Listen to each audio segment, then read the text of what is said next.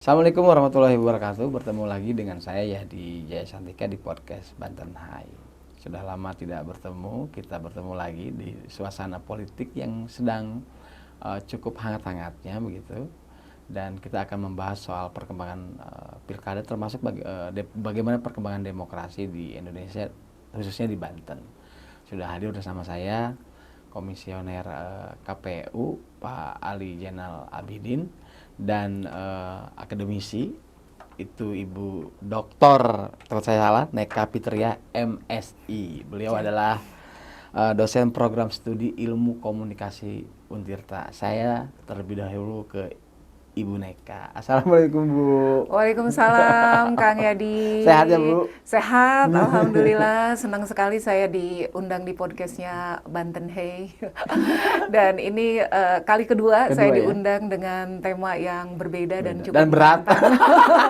Iya, cukup menantang gitu ya. Ngomongin tentang demokrasi itu kan sesuatu yang menurut saya tidak mudah gitu ya disampaikan ke masyarakat. Betul. Dan tema yang kita bahas kali ini adalah menjaga demokrasi, mengawal pilkada serentak di Banten. Iya. Ini sudah tahapan ya, tahapan kampanye. Betul. Sedang perang meraih simpati lah begitu ya. Betul. Dan tentu ini pilkada serentak sejarah pertama kan Bu ya. Iya. Artinya sejarah pertama dalam dunia demokrasi di Banten maupun di Indonesia secara nasional. Betul. Dan menurut Ibu yang misalnya yang pertama nih, seperti apa sih sebenarnya perkembangan demokrasi di kita itu Bu? Ya, kalau berbicara tentang perkembangan, maka yang perlu kita lihat dulu adalah awal mula demokrasi itu muncul ya. Sebenarnya demokrasi itu mulai populer di abad pertengahan dan menjadi isu yang sangat sentral, yang sangat strategis, yang sangat universal, dan beberapa negara yang sudah menerapkan demokrasi secara utuh, misalnya bahkan menjadikan demokrasi itu sebagai instrumen untuk pemenuhan kebutuhan masyarakat atau peningkatan kesejahteraan masyarakat begitu, sehingga dalam praktek-prakteknya upaya-upaya yang dilakukan dalam tatanan pemerintah demokrasi itu mengacu pada peningkatan kualitas hidup masyarakat. Namun demikian, ada juga banyak negara-negara yang kemudian tidak menerapkan sistem pemerintahan demokratis, walaupun dia mampu memenuhi kebutuhan masyarakatnya, mampu meningkatkan kesejahteraan masyarakatnya, mampu meningkatkan kualitas hidup masyarakatnya. Namun bila kita lihat lebih jauh lagi misalnya, maka kesejahteraan yang didapat itu adalah kesejahteraan yang semu, di mana masyarakat misalnya tidak memiliki ruang yang memadai untuk menyampaikan ide dan gagasan, di mana masyarakat juga perilaku dan sikapnya selalu dikontrol dan dikendalikan, dan di mana masyarakat juga segala sesuatunya perlu diawasi dan dikontrol. Dan ini saya pikir tidak juga membuat masyarakat memiliki kenyamanan dalam berkehidupan dan bernegara di negara tersebut. Nah, kemudian yang terjadi adalah ketika negara tersebut tidak menerapkan sistem demokratis tetapi mampu memenuhi kebutuhan masyarakatnya dan meningkatkan kualitas hidup masyarakatnya, maka manusia yang satu atau masyarakat yang satu dengan masyarakat yang lain itu bagaikan hidup di tengah-tengah ketegangan sebegitu, dan satu sama lain saling mengontrol, dan bisa jadi satu sama lain menjadi serigala misalnya bagi masyarakat yang lain. Tapi walau bagaimanapun ternyata pemerintah tersebut atau negara tersebut tetap bisa menstabilkan, mengontrol semuanya, dan agar semuanya bisa berjalan dengan baik. Namun kalau kita dilihat apakah pertanyaannya demokrasi itu adalah sistem pemerintahan yang baik gitu ya, beberapa pakar menyatakan bahwa demokrasi itu adalah sistem pemerintahan yang paling manusiawi dibandingkan dengan sistem pemerintahan yang lain begitu ya, yang lebih rasional begitu. Kita lihat bagaimana sistem pemerintahan monarki yang kemudian menghasilkan tirani-tirani ya, bagaimana kemudian negara-negara yang menganut sistem pemerintah arsitokrat yang kemudian menciptakan oligarki, yang menciptakan korporasi, yang menciptakan dominasi, dan turunannya adalah politik dinasti dan seterusnya. Itu menjadi sangat pelik sekali begitu. Tapi walau bagaimanapun walau bagaimanapun demokrasi diyakini sebagai tatanan pemerintahan yang jauh lebih rasional, jauh lebih membuka diri dan memberikan kesempatan kepada masyarakat untuk berkembang secara otonom misalnya, demokrasi bukan berarti berjalan dengan mulus begitu ya. Dia penuh dengan tantangan gitu ya, gelombang pasang surut, dan bahkan di Indonesia ketika formulasi demokrasi dituangkan dalam Undang-Undang 45 misalnya, dan melahirkan demokrasi konstitusional misalnya seperti itu, bukan berarti Indonesia langsung bisa mensejahterakan masyarakatnya begitu ya, atau meningkatkan kualitas hidup masyarakatnya. Tantangannya luar biasa, pasang surut, dan ini adalah proses mencari bentuk dan proses pembelajaran dalam demokrasi itu sendiri. Bahkan misalnya di 2 tahun terakhir ini demokrasi di Indonesia misalnya mengalami turbulensi yang menurut saya tidak terkendali begitu ya. Dan secara konsep dan secara empiris, memang sistem pemerintahan demokrasi itu baru kemudian bisa optimal dijalankan manakala ada dukungan dari peradaban masyarakat di negara tersebut yang membuka ruang bagi terciptanya demokrasi. Dan pertanyaannya bagaimana membentuk peradaban masyarakat, begitu kan ya? Salah satunya membentuk peradaban masyarakat itu kan bisa peradaban masyarakat itu bisa terbentuk melalui interaksi masyarakat dengan lingkungannya, interaksi masyarakat dengan teknologi, modernisasi, begitu, dengan pengetahuannya. Dan salah satu yang paling krusial adalah bahwa peradaban masyarakat itu juga ditentukan oleh struktur kebijakan pemerintah. Jadi kalau struktur kebijakan pemerintah yang reformis, yang modernis, yang membuka ruang terbentuknya terbentuknya sistem pemerintahan yang demokratis, dan bagaimana menumbuh kembangkan ya wacana-wacana publik dan melindungi masyarakat sipil. Saya pikir ini adalah tantangan yang besar, PR begitu besar ya. bahkan ya. PR besar.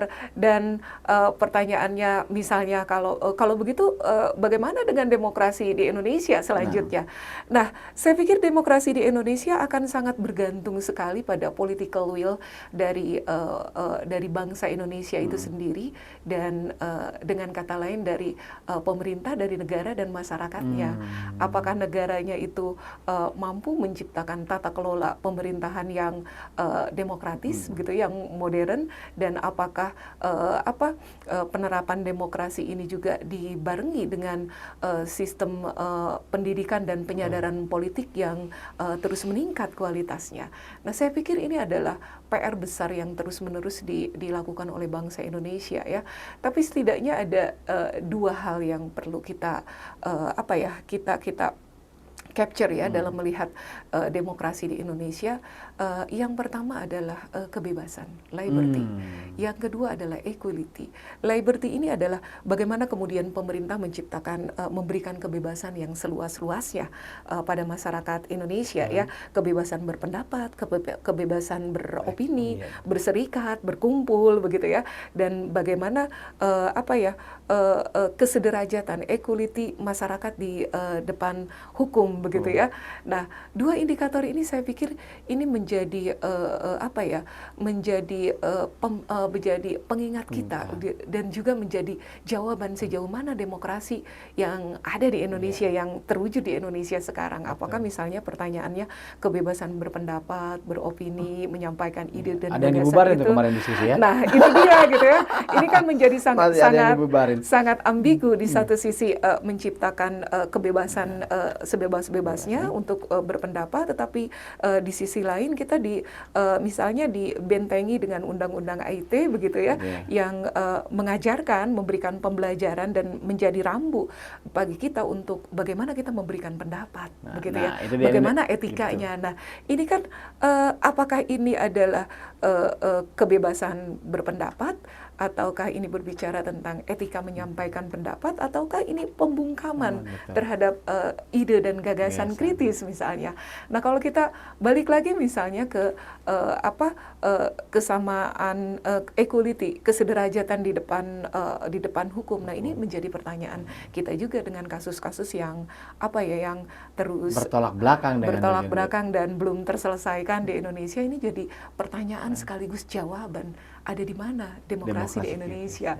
Begitu barangkali kalau kalau itu Indonesia, Bu. Nah, ya. Bagaimana dengan perkembangan demokrasi di Banten sendiri? Saya pikir Banten juga menjadi miniatur ya. Jadi dari demokrasi di Indonesia, hanya Banten memiliki kultur yang berbeda dengan daerah-daerah yang lainnya. Tetapi ketika berbicara tentang demokrasi dan pemilu dan pilkada, saya meyakini bahwa pemilu itu adalah salah satu instrumen perwujudan demokrasi, sehingga proses penyelenggaraannya gitu ya, proses tahapannya, begitu juga proses pelaksanaan dan seterusnya itu memang melalui regulasi-regulasi yang sudah diatur sedemikian rupa, terukur dan mencerminkan proses pemilu yang langsung bebas rahasia misalnya seperti itu.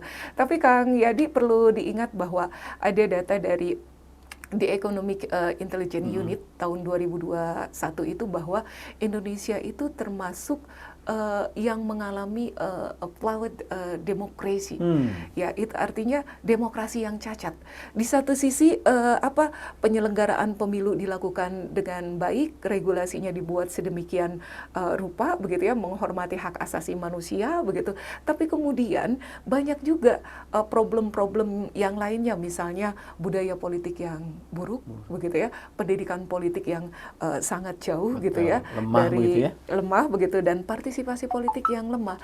Nah, inilah yang menurut saya menjadi catatan penting Indonesia atau Banten ini indeks demokrasinya ada di mana. Nah, kalau kita berbicara tentang indeks demokrasi, Indonesia itu pernah menduduki indeks 7,03 ya di tahun 2015, dan kemudian menurun sampai kemudian di tahun 2021 itu naik menjadi 6,73, dan Indonesia menempati, kalau tidak salah ya, negara ke 163 ya. Betul. Boleh dikoreksi jika salah gitu ya, indeks demokrasinya. Nah, ini juga kan menjadi pertanyaan bagi kita yang terus-menerus memperjuangkan demokrasi, terus-menerus menciptakan ruang publik, terus-menerus berusaha mengontrol begitu ya masyarakat, dan pemilu juga diupayakan diselenggarakan sesuai dengan tahapannya dan seterusnya. Tapi ternyata ada catatan-catatan kritis lain begitu ya, yang jadi pembelajaran untuk kita semua. Dan kalau kita lihat bahwa demokrasi seringkali diukur dengan pemilu, Bu ya, keberhasilan pemilu dan segala macam, termasuk pilkada. Betul. Dan kalau kita lihat sekarang bahwa era pilkada serentak itu dinamikanya sangat tinggi. Betul. Nah, dari perkembangan demokrasi yang menghasilkan kemudian pilkada serentak, apa yang tantangannya menurut Ibu yang paling besar apa? Apakah ada di masyarakatnya sendiri atau di penyelenggara pemilu misalnya? Apa saja itu, Bu? Sebenarnya kalau berbicara tentang tantangan penyelenggaraan pilkada serentak, saya pikir yang paling mendapatkan tantangan besar yaitu penyelenggara ya, penyelenggara pilkada, dalam hal ini KPU provinsi, kabupaten dan kota begitu ya. Yang kedua, partai politik juga dia harus bisa mawas diri apa yang perlu disiapkan dengan pilkada yang serentak ini, bagaimana dia penempatan kader-kadernya begitu ya dalam kontestasi pilkada ini, termasuk masyarakat juga. Masyarakat kan harus diberikan edukasi agar dia menjadi pemilih yang cerdas ya, pemilih yang kemudian tidak mudah teriming-imingi, misalnya pemilih yang kemudian jauh lebih rasional begitu ya. Nah, ini tantangan yang sangat berat sekali, dan walaupun tantangan terberatnya ada di penyelenggara pemilu, tapi penyelenggara pemilu atau KPU kan tidak bisa bekerja sendiri. dia kan harus didukung oleh semua elemen begitu ya, semua masyarakat begitu ya. Dan proses pendidikan politik itu tidak bisa instan hasilnya. Betul. Misalnya ketika ada pemilu terus rangkaian kegiatan pendidikan pemilih gitu, sosialisasi dan seterusnya itu menjadi instrumen utama. Saya pikir ini juga jadi pembelajaran. Pendidikan pemilih itu kan sifatnya terus-menerus ya, dan hasilnya tidak bisa bisa dilihat atau diukur dalam 1, 2, atau 3 tahun kemudian, karena dinamika politik dan pergeseran sosial kultural masyarakat yang terus dinamis juga begitu ya. Jadi betul bahwa ketika pemilu kita harus melakukan pendidikan pemilih, sosialisasi, dan itu menjadi tugas. Tapi ini jangan sampai terhenti hanya sebatas pemilu saja, gitu ya. Jadi rangkaian kegiatan itu ketika kita ingin menciptakan demokrasi yang utuh, begitu ya, yang holistik, begitu ya, demokrasi yang tidak hanya prosedural belaka, tapi demokrasi yang substansif, ya, demokrasi yang deliberatif. Saya pikir ini rangkaian pekerjaannya menjadi sangat pelik, begitu ya. Sudah hadir bersama saya Komisioner KPU Banten, Bapak Ali Zainal Abidin di Banten. Assalamualaikum Bang. Waalaikumsalam warahmatullahi wabarakatuh. Sehat ya. Alhamdulillah. Seger walaupun saya tahu lelah, beliau padat sekali gitu ya. Siap. Tahapannya udah cukup krusial ya. Betul. Dan Bang tadi disampaikan bahwa Ibu Neka menyampaikan bahwa demokrasi kita itu seringkali ukuran kualitasnya ditentukan oleh pemilu dan pilkada begitu ya. Bahwa kualitas pemilu pilkada maka demokrasi berkualitas begitu ya. Nah, dalam menjaga kualitas demokrasi yang orang melihat ini ditentukan, bukan itu kan referensinya atau ukurannya adalah keberhasilan pemilu atau pilkada dalam hal ini. Sekarang apa yang dipersiapkan KPU Banten, karena ini kan pilkada serentak pertama begitu ya. Bukan hanya di Banten tapi seluruh Indonesia, dan momen ini Bang Ali duduk sebagai komisioner KPU kan begitu. Nah, seperti apa sih Bang persiapannya lalu tantangannya pilkada di Banten? Betul. Memang betul ya bahwa penyelenggaraan pilkada di tahun 2024 ini adalah sejarah baru bagi bangsa dan negara Indonesia, di mana penyelenggaraan pilkada serentak ini dilaksanakan pada hari yang sama di seluruh wilayah Indonesia. Ini kan sebagaimana amanat dari Undang-Undang 10 tahun 2016, di mana di pasal 201 angka 8 itu jelas bahwa pelaksanaan pemungutan suara untuk pilkada di seluruh wilayah Negara Kesatuan Republik Indonesia itu dilaksanakan di bulan November tahun 2024. Nah, tentu KPU sebagai penyelenggara pemilu dalam rangka mempersiapkan penyelenggaraan pilkada serentak ini ada beberapa hal yang memang harus dipersiapkan. Pertama tentu yang paling pokok adalah terkait dengan regulasi. Walaupun memang undang-undang penyelenggaraan pilkada atau Undang-Undang 10 tahun 2016 yang dimana awalnya adalah Undang-Undang 1 tahun 2015 ini kan masih berlaku. Tetapi terkait dengan kegiatan atau pengaturan teknis ini kan juga harus dipersiapkan. Salah satunya adalah peraturan-peraturan KPU maupun juga adalah peraturan-peraturan turunan lainnya seperti pedoman teknis, kemudian juga surat-surat edaran yang itu mengatur terkait hal teknis penyelenggaraan pilkada.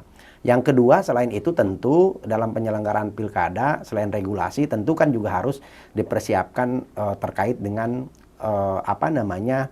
SDM, di mana kalau bicara KPU-nya memang baik KPU di tingkat pusat, KPU RI, kemudian juga KPU di tingkat provinsi dan di tingkat kabupaten kota ini kan permanen lah ya selama 5 tahun. Tetapi untuk badan ad hoc-nya PPK, kemudian juga PPS dan KPPS ini kan harus dibentuk baru.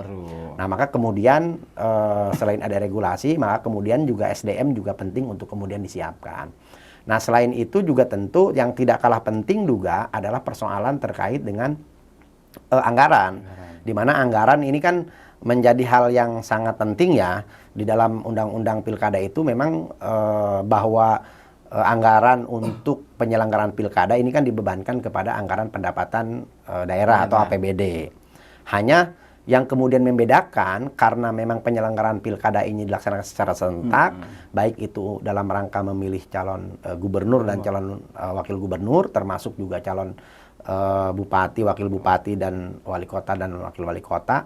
Maka kemudian dalam proses penganggarannya memang ada kesepakatan di mana ada beberapa hal yang itu dibiayai oleh APBD provinsi, tetapi ada juga kegiatan-kegiatan yang kemudian dibiayai oleh APBD kabupaten kota. Karena ini kan tidak boleh juga kemudian menjadi tumpang tindih. Nah, maksud saya adalah bahwa anggaran ini menjadi hal yang penting dan alhamdulillahnya di Provinsi Banten 100% baik itu untuk kegiatan pilkada dalam rangka memilih calon gubernur dan calon wakil gubernur, termasuk juga kemudian pilkada untuk memilih calon bupati dan wakil bupati serta calon wali kota dan wakil wali kota di 8 kabupaten kota dan juga di provinsi ini 100% sudah terpenuhi. Artinya pemerintah daerah sudah memenuhi kewajibannya sebagaimana amanat dalam undang-undang pilkada. Nah, selain itu tentu juga yang tidak kalah penting juga dalam proses penyelenggaraan pilkada serentak ini terkait dengan peserta pemilu. Ya, karena peserta pemilunya ini kan berbeda dengan penyelenggaraan pemilu. Kalau pemilu ada partai politik, ada calon presiden, wakil presiden, calon DPD, calon DPRD provinsi dan calon DPRD kabupaten, termasuk juga calon DPR RI. Nah, untuk penyelenggaraan pilkada ini kan calonnya calon kepala daerah. Betul. Nah, walaupun memang dalam proses pencalonan ini kan ada 2 pintu yang bisa dilakukan oleh warga negara Indonesia. Pertama melalui jalur partai politik, artinya partai politik bisa mengusul baik secara sendiri maupun gabungan. Yang kedua melalui pintunya calon perseorangan, melalui jalur independen. Nah, ini kan beberapa indikator yang kemudian penyelenggaraan pemilu ini atau pilkada ini bisa dilaksanakan.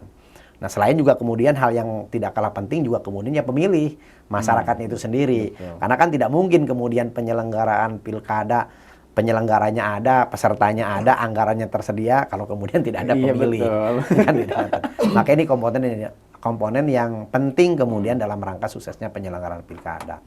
Nah, yang lain tentu dalam tantangan penyelenggaraan pilkada memang karena ini sesuatu yang baru ya, walaupun secara umum sesungguhnya kan ini adalah kegiatan yang sama lah ya, hanya yang berbeda kan penyatuan dalam pelaksanaan penyelenggaraan pilkadanya.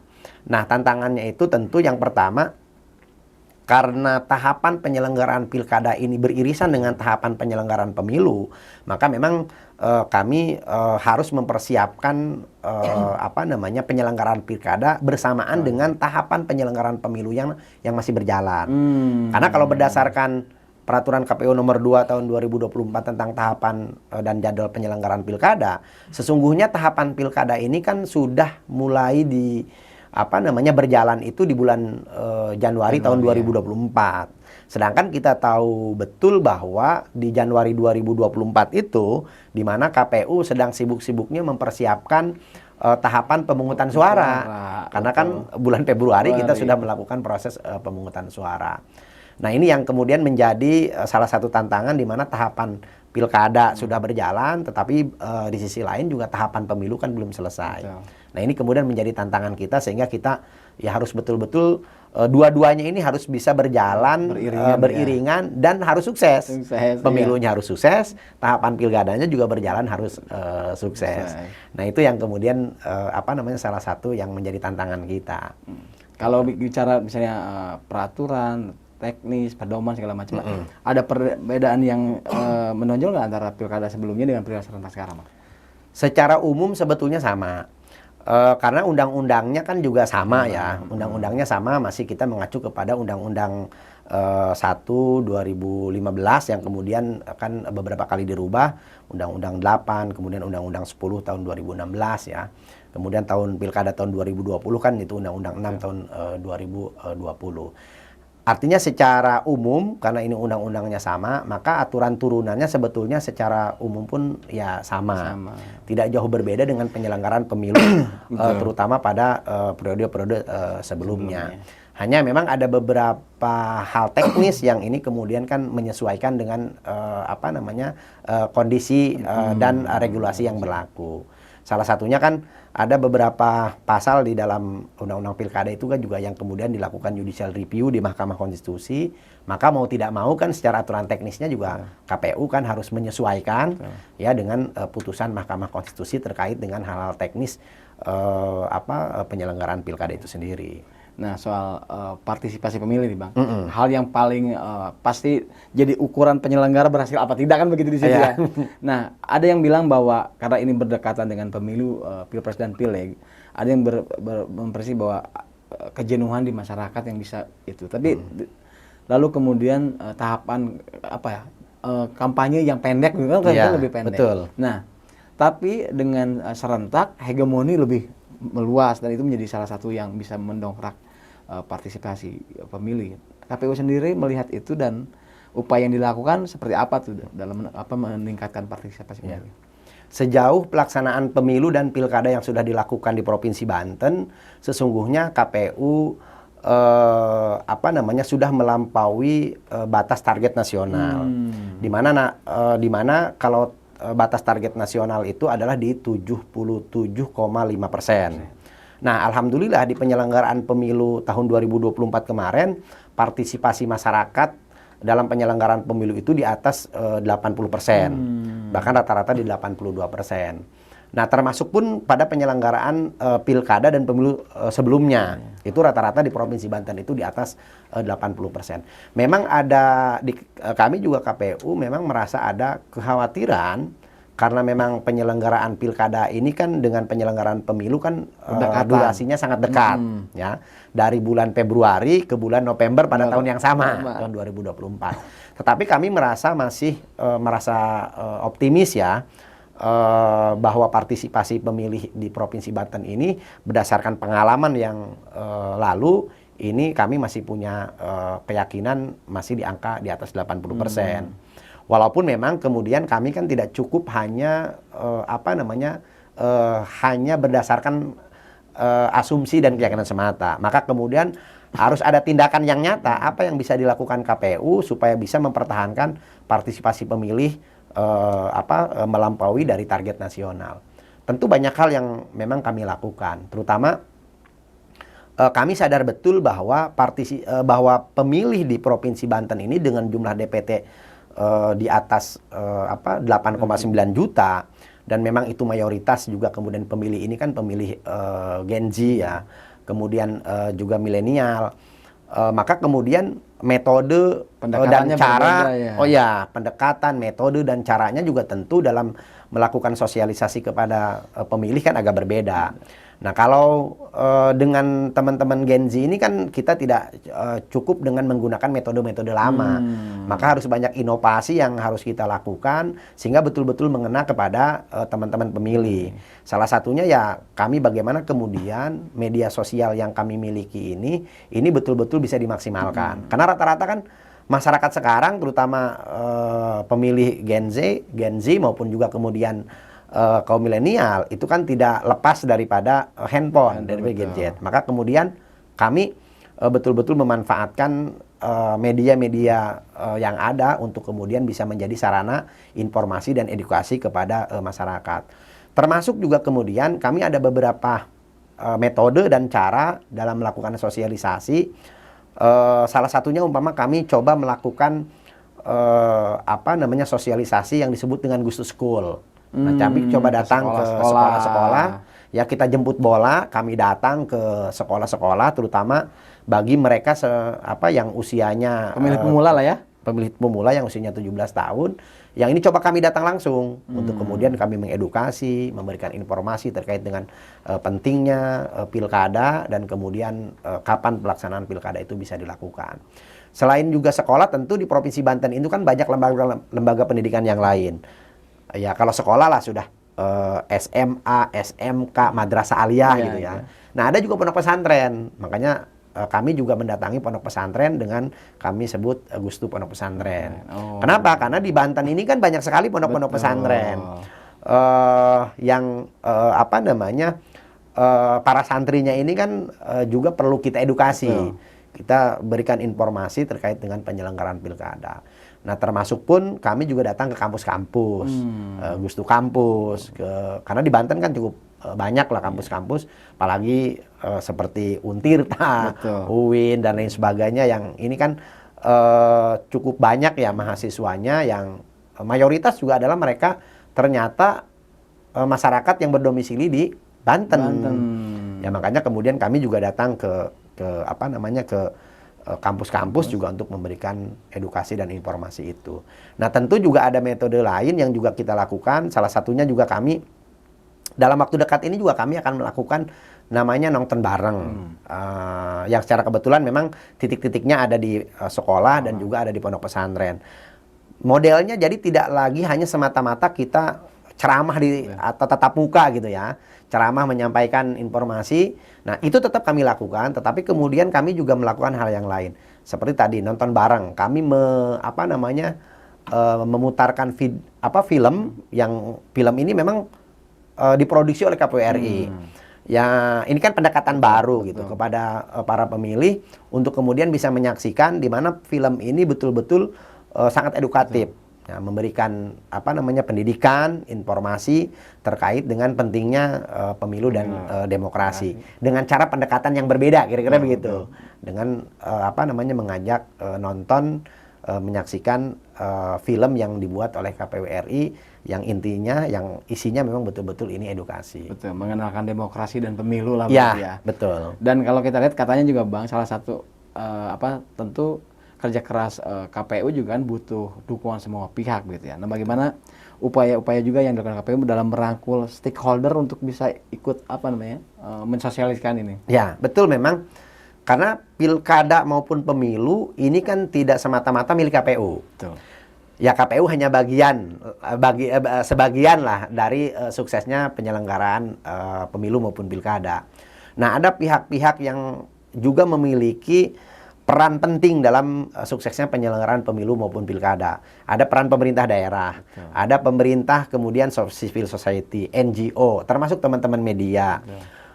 Maka kemudian KPU menyadari betul bahwa ini tidak bisa dilakukan sendiri. Ini hajat besar bangsa, ya, di mana harus dilakukan secara bersama-sama. Harus ada kolaborasi antara KPU sebagai penyelenggara pemilu, kemudian juga dengan stakeholder, dengan pemerintah daerah, kemudian dengan organisasi kemasyarakatan, kemudian dengan NGO, dengan teman-teman media. Yang ini kalau dilakukan secara bersama-sama, kolaboratif, maka bisa dipastikan penyelenggaraan pilkada ini akan bisa berjalan dengan sukses. Makanya oleh karena itu, kami KPU Provinsi Banten terus berkolaborasi dan mengajak semua pihak stakeholder dalam rangka suksesnya penyelenggaraan pilkada di Provinsi Banten. Dan kalau kita lihat karena ini pilkada serentak, artinya hegemoninya lebih luas ketimbang pilkada masing-masing kemarin gitu ya. Nah, dari sisi partisipasi sebetulnya ini bisa mendongkrak atau justru tantangannya semakin rumit terkait dengan itu? Kalau dilihat partisipasi masyarakat kan kita butuh data sebenarnya ya. Misalnya dari DPT yang ada gitu ya, setelah pemilu nanti kan bisa dilihat berapa masyarakat yang memilih, berapa masyarakat yang tidak begitu ya. Tapi upaya-upaya agar masyarakat itu berpartisipasi optimal begitu ya dalam pemilu itu kan terus dilakukan. Dan baik KPU, baik partai politik yang punya kepentingan langsung terhadap suara misalnya, begitu juga media kan tidak hanya sebagai sarana memberikan informasi, tapi sarana edukasi, sarana diskursus juga ya, diskursus politik juga. Nah, ini kan semuanya itu saling mengoptimalkan kemampuan dan kapasitasnya begitu ya. Dan sejauh mana misalnya dampak dari sosialisasi yang dilakukan KPU, yang dilakukan partai politik, yang dilakukan oleh media, akademisi dan LSM yang lainnya yang memiliki concern terhadap perwujudan demokrasi di Indonesia misalnya. Nah, itu bisa kita lihat nanti setelah pemungutan suara begitu ya. Puncaknya di situ gitu ya. Sejauh mana masyarakat itu bisa memberikan suaranya begitu. Karena kalau kita berbicara tentang partisipasi politik tidak hanya pada pemilu saja, tetapi bagaimana ketika pemilu selesai, ketika calon itu sudah dilantik, dan bagaimana kita mengontrol calon tersebut agar tetap bisa mengimplementasikan aspirasi masyarakat. Dan bagaimana misalnya ketika calon tersebut misalnya dan ada beberapa aspirasi yang sifatnya insidental, bagaimana cara-cara pemimpin tersebut itu merespon persoalan-persoalan masyarakat. Saya pikir ini juga adalah proses politik yang tidak akan pernah berakhir hanya sebatas di pemilu begitu, akan terus berlanjut dan berjalan begitu. Dan kalau kita lihat Bu, konon katanya pilkada serentak ini berdekatan dengan pemilu ya, pilpres kemarin dengan pileg. Ada kekhawatiran kejenuhan di masyarakat. Apa itu juga bukan hanya tantangan, apa yang perlu diantisipasi potensi itu? Apa yang terjadi di pemilu itu kan kemudian merembes, berdampak luas begitu sampai ke pilkada ya. Bagaimana keresahan dalam pemilu, kemudian diskusi-diskusinya sampai sekarang berlanjut, dan bagaimana kemudian topik yang satu dihubungkan dengan topik-topik yang sebelumnya, atau ada afiliasi-afiliasi apa gitu kan. Masyarakat kita sudah makin cerdas ya, bagaimana kemudian pemilu kemarin menciptakan polarisasi elit dan polarisasi massa begitu ya. Polarisasi elit terkait dengan kepentingan elit, terkait dengan kepentingan partai politik misalnya, kepentingan para elit yang di atas misalnya, atau siapapun di situ. Ada juga polarisasi massa yang kemudian dia terbentuk berdasarkan bukan berdasarkan ideologi, tapi berdasarkan pilihan yang menurut saya berdasarkan pilihan, dan di luar instrumen politik gitu ya. Instrumen politik yang kemudian ini menjadi satu kekuatan yang saya pikir perlu kita perhatikan begitu ya. Bagaimana polarisasi elit, polarisasi massa, dan polarisasi ini terbentuk kan ketika ada dinamika regulasi politik misalnya, dinamika regulasi kebijakan pemerintah, dinamika regulasi partai politik begitu ya. Terus bagaimana yang tadinya bukan oposan menjadi oposan misalnya, seperti itu. Nah, ini kan dinamika-dinamika yang menyertai proses penyelenggaraan pilkada di daerah. Begitu. Dan tentu pilkada berkualitas diharapkan begitu ya tercipta dengan tujuan utamanya, tujuan akhirnya adalah menciptakan pemimpin yang juga berkualitas. Betul. Tapi kalau dilihat dari sistem elektoral yang kemudian acuannya kan sekarang lebih kepada elektabilitas misalnya, Bu. Nah, bagaimana tuh menyamakan itu antara pemilih berkualitas, menghasilkan pemimpin berkualitas dengan keinginan masyarakat yang kadang-kadang di luar itu, bagaimana tuh cara pendidikan politik yang harus dilakukan tuh? Iya, jadi sebaik apapun begitu ya, KPU menyelenggarakan pemilu sesuai dengan tahapannya, sesuai dengan regulasinya dan seterusnya, itu selalu ada kelemahan-kelemahan yang kemudian mereduksi kualitas pemilu itu sendiri. Bisa dilihat bagaimana misalnya ketika tahapan pencalonan calon bupati, calon gubernur misalnya, dengan ketetapan-ketetapan yang ada, apakah ini juga misalnya ketetapan-ketetapan yang dibuat atau kebijakan-kebijakan yang dibuat itu membuka luas seluruh bakal calon misalnya, seperti itu, atau ada kebijakan-kebijakan yang justru tidak semua orang bisa memenuhi kualifikasi tersebut. Misalnya ketika dalam penyelenggaraan pemilu misalnya, kita lihat bagaimana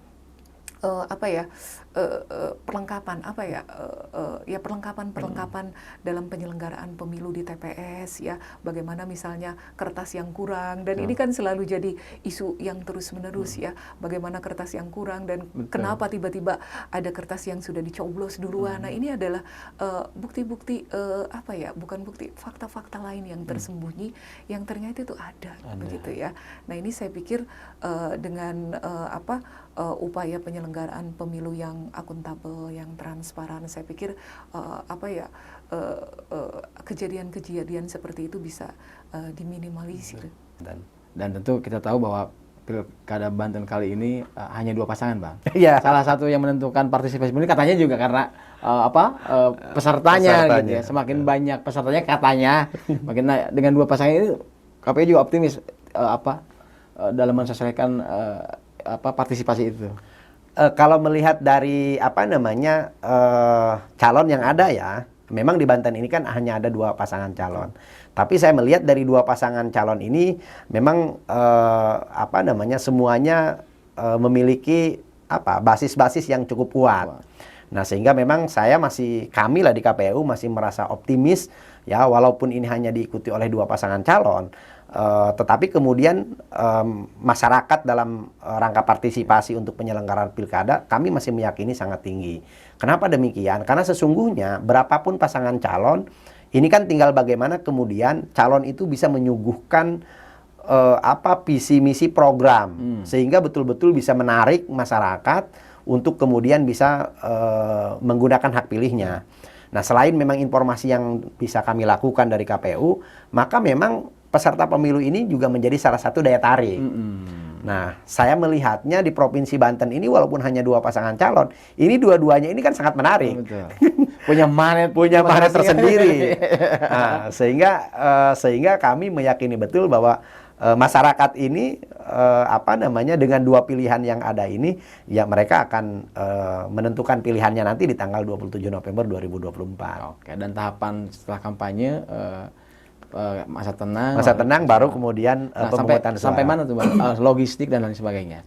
Nah, terkait dengan persiapan untuk menuju pemungutan suara di hari Rabu tanggal 27 November 2024, memang tahapannya itu kan kalau untuk peserta pemilu, tentu peserta pemilu punya hak untuk melakukan kampanye. Yang ini sedang dilakukan sampai dengan nanti tanggal 23 November 2024. Nah, di sisi lain KPU dalam mempersiapkan menuju pemungutan suara, ini juga KPU sedang mempersiapkan perangkat untuk pemungutan suara itu sendiri. Apa perangkatnya? Pertama tentu SDM. Yang kedua ya tentu logistiknya. Nah, SDM ini adalah di mana KPU sedang melakukan proses rekrutmen kelompok penyelenggara pemungutan suara atau KPPS. Ya, yang ini tersebar di seluruh kabupaten kota yang ada di Provinsi Banten. Nah, itu yang pertama, SDM-nya, KPPS-nya. Yang kedua, yaitu juga kami sedang mempersiapkan logistik. Logistik yang secara bertahap memang sudah mulai diproduksi. Salah satunya adalah seperti kotak suara, bilik suara, termasuk tinta dan juga segel yang itu sudah secara simultan ini sudah mulai masuk ke gudang-gudang logistik KPU kabupaten kota. Karena kalau bicara terkait dengan kotak suara, bilik suara, kemudian tinta segel, ini kan memang basisnya kan berapa jumlah TPS. Nah, dari masing-masing TPS, nah karena ini hanya 2 pasangan calon, maka hanya ada 2 kotak untuk gubernurnya. Kalau bilik kan memang 1 TPS maksimal 4. Itu kan sudah kita bisa prediksi ketika DPS ini sudah ditetapkan. Nah, yang selanjutnya ini kan kemudian untuk surat suara. Nah, kalau surat suara tentu kan walaupun basisnya itu adalah daftar pemilih tetap DPT, kan kita tidak bisa mencetak surat suara kalau belum ada pasangan calon yang kita tetapkan. Nah, hari ini kan sudah kita tetapkan, ada 2 pasangan calon.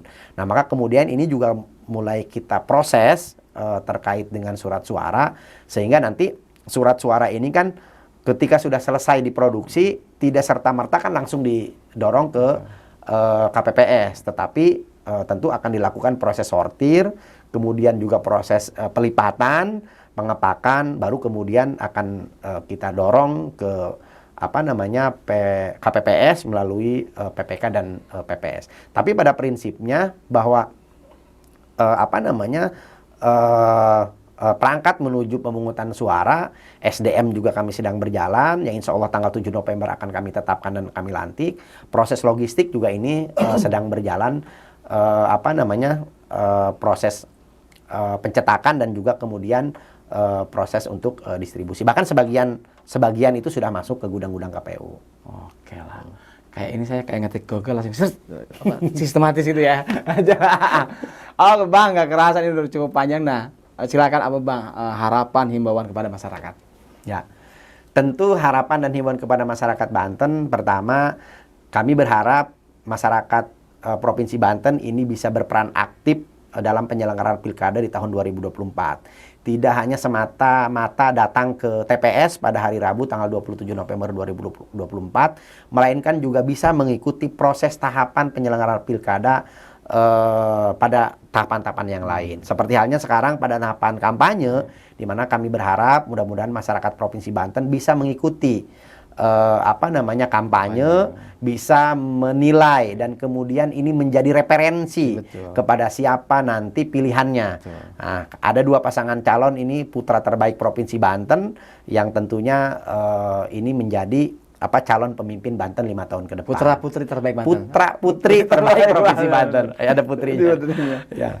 Yang kedua, selain juga pemilih bisa aktif dalam seluruh tahapan penyelenggaraan pemilu, ya yang paling penting jangan lupa di hari Rabu tanggal 27 November tahun 2024, hayu, mari kita berbondong-bondong untuk menyempatkan singgah dan datang ke TPS untuk memilih calon gubernur dan calon wakil gubernur Provinsi Banten, juga termasuk memilih calon bupati dan calon wakil bupati, serta calon wali kota dan calon wakil wali kota. Karena ini akan menentukan nasib Provinsi Banten dan kabupaten kota yang lain 5 tahun ke depan. Ini pertanyaan terakhir buat Bu Neka. Iya. Secara pribadi sendiri berharap seperti apa sih proses pilkada atau proses demokrasi di Banten, termasuk hasil dari proses pilkada sendiri. Apa menurut Ibu pribadi seperti apa sih yang diinginkan oleh Ibu, kalau Ya, Ibu? harapannya kan demokrasi atau pemilu atau tata kelola pemerintahan atau siapapun yang duduk nanti begitu ya memimpin Provinsi Banten atau kabupaten kota menjadikan demokrasi itu sebagai instrumen perwujudan kesejahteraan masyarakat, peningkatan kualitas hidup, peningkatan partisipasi dan seterusnya. Jadi kalau demokrasi sudah menjadi instrumen, saya pikir semuanya menjadi selesai. Karena kalau kita demokrasi dijadikan sebagai instrumen peningkatan kesejahteraan, maka akan terbuka luas lapangan pekerjaan, maka akan tercipta equality, maka akan tercipta kebebasan kebebasan masyarakat untuk berpendapat dan berserikat seperti itu, dan bagaimana kemudian pendidikan juga menjadi prioritas ya, hak-hak warga negara itu menjadi dasar prestisius dalam pencapaian tata kelola pemerintahan. Saya pikir cukup dengan itu, saya pikir ya. Oke lah, itulah podcast kita kali ini dengan narasumber yang luar biasa. Terima kasih banyak dan sampai ketemu lagi. Wassalamualaikum warahmatullahi wabarakatuh. Waalaikumsalam warahmatullahi wabarakatuh.